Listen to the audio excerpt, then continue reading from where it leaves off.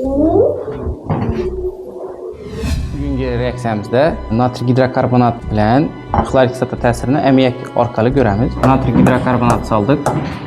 Xlorik kislota qo'shdik. Natriy xlorid, uyg'unkesli suv chiqdi va gaz edi.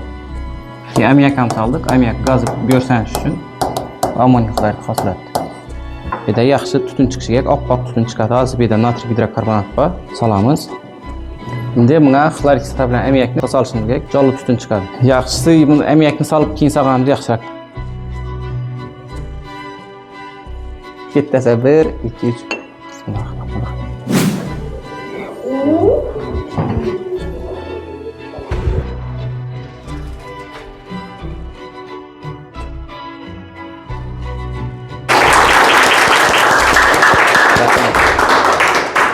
Bu zo'r ekan.